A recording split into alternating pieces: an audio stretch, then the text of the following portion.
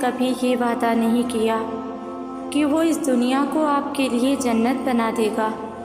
یہ دنیا مصائب کا گھر ہے۔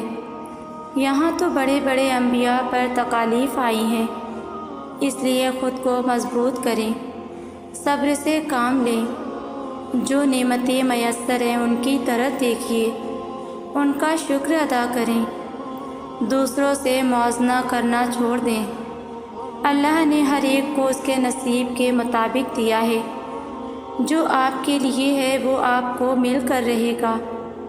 اس لیے جو لوگ آپ کے خلاف تدبیریں کرتے ہیں ان سے پریشان مت ہوں، اللہ پر توکل کریں اور اسی سے مانگیں۔ اگر لوگوں کے رویے سے آپ کا دل ٹوٹتا ہے تو اسے ٹوٹنے دو۔ یہ جتنا ٹوٹ کر اللہ کے پاس آئے گا اتنا ہی اللہ کو محبوب ہوگا۔ اللہ کو ٹوٹے ہوئے دل سے بہت محبت ہے، اسے لوگوں سے نہ بچائیں، اسے ٹوٹنے دیں۔ اللہ آزمائش میں انہیں ہی ڈالتا ہے جنہیں وہ اپنی محبت کے لیے چن لیتا ہے۔ وہ انسان کو اس کی سخت سے زیادہ آزمائش میں نہیں ڈالتا۔ بس اس کی رحمت سے کبھی مایوس مت ہونا۔ جب تم گرنے لگو گے وہ تمہیں تھام لے گا۔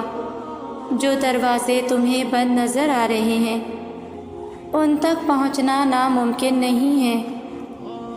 اللہ کے نام پر چلنے والے لوگ ہر چیز کو اللہ ہی کی طرف سے منسوب سمجھتے ہیں کہ نیکی بھی اللہ کی طرف سے آئی ہے اور بدی بھی اللہ کی طرف سے آئی ہے، جزا بھی اللہ کی طرف سے آئی ہے اور سزا بھی اللہ کی طرف سے آئی ہے، خوشی بھی اللہ کی طرف سے ہے اور غم بھی اللہ کی طرف سے آئے گا۔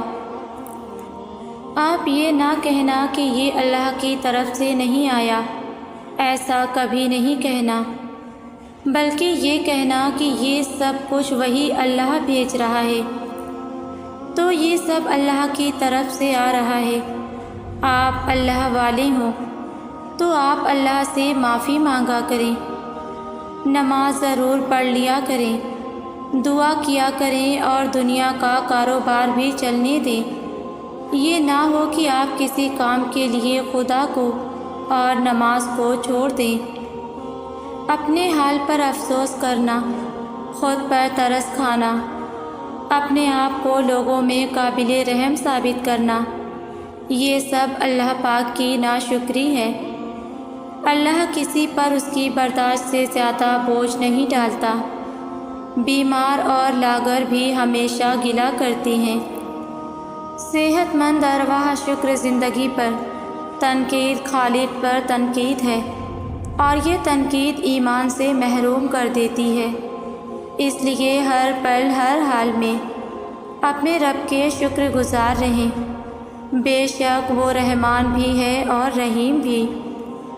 راتیں لمبی ہوتی ہیں تو دن چھوٹے ہو جاتے ہیں، مصائب آتے ہیں تو یقین رکھیں کہ ان کے حل بھی آتے ہیں، ان سے نکلنے کے راستے بھی بنتے ہیں، مددگار بھی ملتے ہیں، سہارے بھی میسر آتے ہیں۔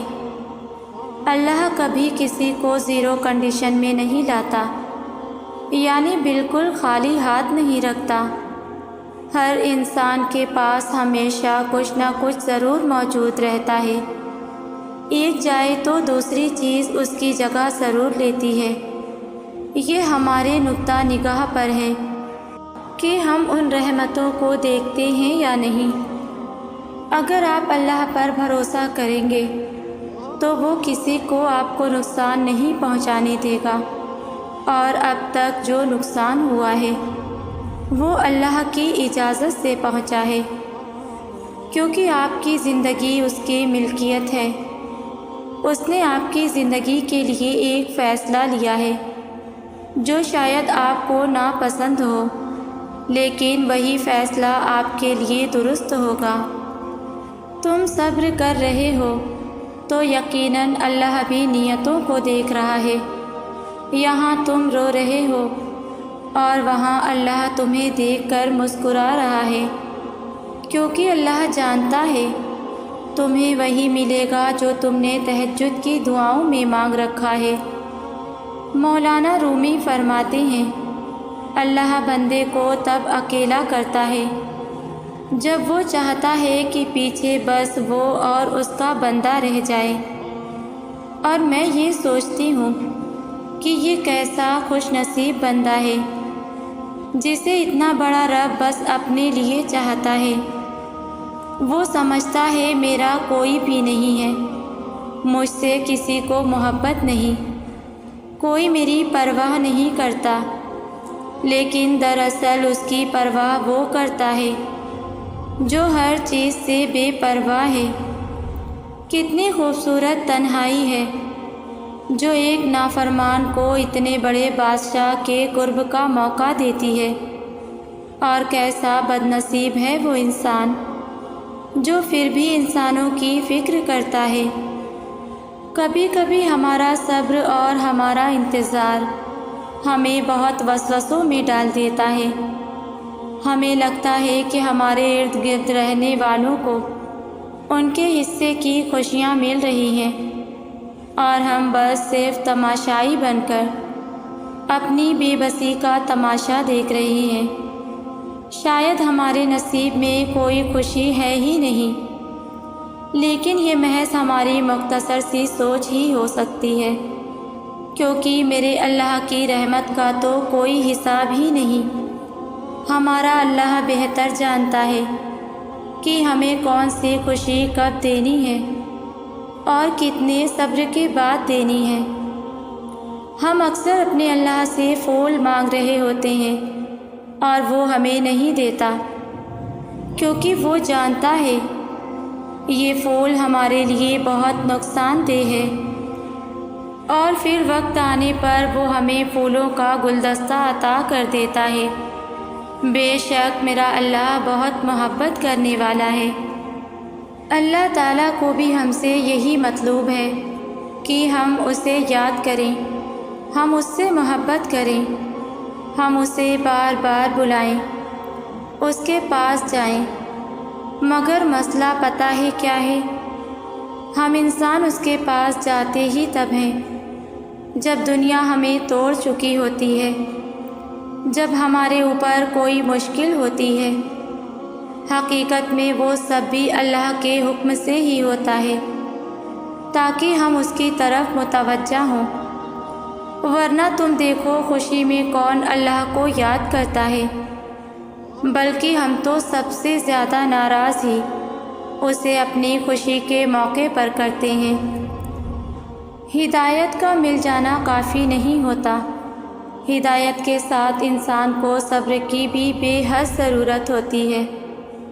اپنی من پسند چیزوں سے بچنے کے لیے، وہ چیزیں جو ہمیں دنیا میں گم کر دیتی ہیں۔ ہدایت نماز پڑھاتی ہے، زبان پہ رب کا کلام جاری کرتی ہے، لیکن کڑوی باتیں سہنا صرف صبر ہی سکھاتا ہے۔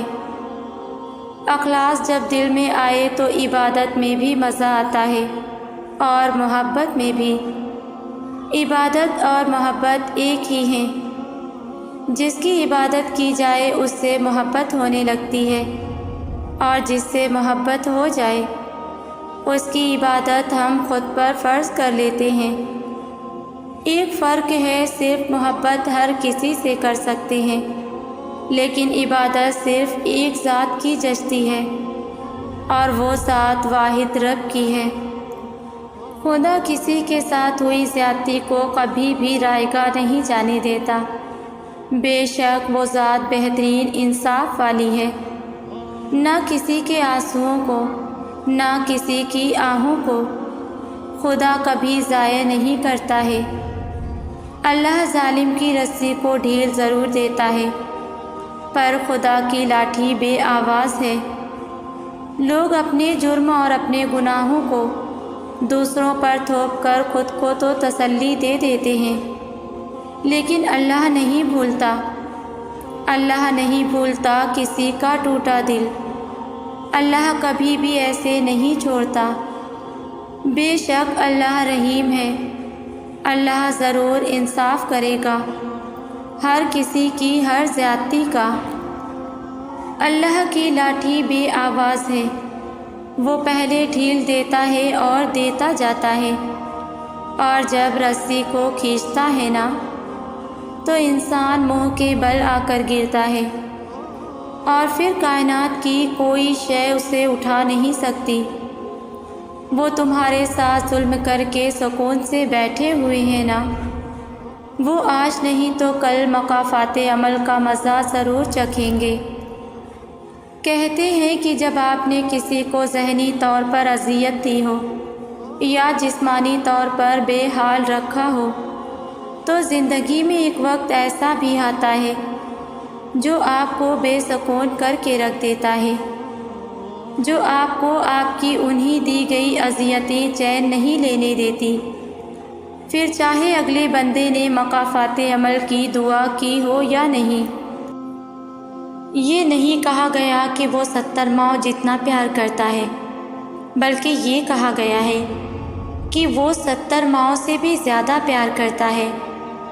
وہ تمہیں تکلیف میں کسی مشکل میں اکیلا کیسے چھوڑ سکتا ہے؟ اپنی کیفیت بتانے پر وہ تمہیں انسنا کیسے کر سکتا ہے؟ جب وہی نہ سنے گا تو کون سنے گا تمہیں؟ جب وہی تمہارے دل کو قرار نہیں دے گا تو کون دے گا؟ بے شک ایک صرف وہی ہے، خوب جاننے والا دلوں کے حال، خیالات کے راز، بن کہی باتیں۔ الجھن ہے نا ابھی تھوڑی، یہ تھوڑی الجھن کی ڈور کو دعا سے جوڑ لو۔ جب دعائیں کرتے رہو گے تو یہ ڈور سلجھ کر کن تک جا پہنچے گی۔ وہ تو چاہتا ہے کہ میرا بندہ الجھنیں بتائے مجھے اور مجھ سے بات کر کے سلجھائے اسے۔ اگر اللہ آپ کو انتظار کروا رہا ہے تو اس کا یہ مطلب نہیں کہ وہ آپ کو سزا دے رہا ہے، بلکہ وہ آپ سے کچھ دیر تک رابطے میں رہنا چاہتا ہے۔ وہ چاہتا ہے کہ آپ مزید دعائیں کریں، وہ چاہتا ہے کہ آپ اس سے بات کریں، وہ آپ کی آواز بار بار سننا چاہتا ہے، اس لیے وہ آپ کو وہ چیز نہیں دے رہا ہے، اور اسی وجہ سے وہ اس چیز کا خیال آپ کے دل و دماغ سے نہیں نکال رہا۔ تم خود اس کے اشارے کا انتظار کر رہے ہو، پھر جب وہ تمہیں واضح اشارہ دے رہا ہے تو تم اس کی بات کو کیوں نہیں سنتے؟ وہ آپ سے چھین بھی نہیں رہا اور آپ کے قریب بھی نہیں آنے دے رہا، تو اس کا مطلب یہ ہے کہ وہ آپ کی دعا کا انتظار کر رہا ہے تاکہ وہ آپ کی دعاؤں کا جواب اپنے کن سے دے۔ تو آپ کیوں اداس ہیں؟ کیوں مایوس ہو؟ بس اپنے آپ کو کچھ وقت دیں اور اس وقت تک دعا کرنا بند نہ کریں جب تک وہ کن نہ کہہ دے۔ اللہ پاک کی رضا کے بغیر درخت کا ایک پتا بھی نہیں ہل سکتا۔ تمہاری زندگی میں جو کچھ چل رہا ہے وہ صرف اس کی رضا ہے۔ اگر تم آزمائش سے گزر رہے ہو تو بھی وہ جانتا ہے۔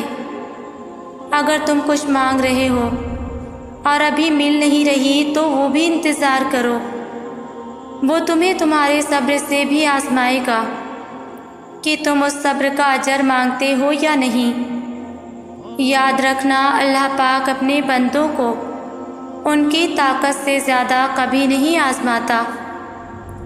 اگر کوئی شے تمہیں اذیت دے رہی ہے تو بتاؤ اسے، اگر کچھ بھول نہیں پا رہے تو اسے بتاؤ۔ ایک وہی ہے جو کن کہہ کر سب بدلنے پر قادر ہے، کیونکہ تم چاہ بھی نہیں سکتے اگر وہ نہ چاہے۔ اس لیے اللہ تعالیٰ نے قرآن پاک میں فرمایا ہے کہ جب بندہ بہت پریشان ہو جاتا ہے تو پھر اس کو تسلی دی گئی ہے کہ بے شک ہر تنگی کے بعد آسانی ہے۔ اللہ رب العزت کے سامنے ایسے گڑ گڑا کر مانگے کہ اللہ پاک آپ کے آنسوؤں کو دیکھ کر فوراً عطا کر دے۔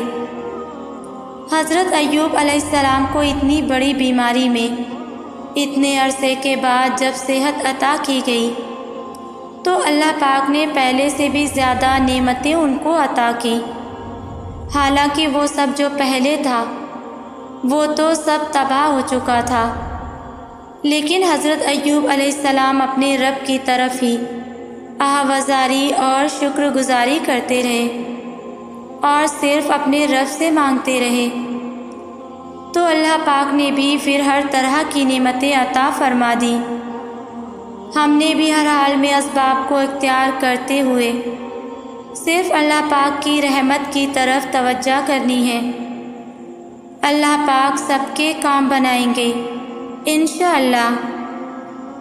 میرے تمام ویورز کے لیے میری دل سے دعا ہے کہ اللہ پاک آپ سب کو دنیا اور آخرت کی تمام بھلائیاں اور کامیابی عطا کرے، آمین۔ ویورز، اگر میری ویڈیوز آپ کو اچھی لگتی ہو یا پھر کسی خاص ٹاپک پہ آپ ویڈیو چاہتے ہیں تو مجھے کامنٹس میں ضرور بتائیں۔ جزاک اللہ۔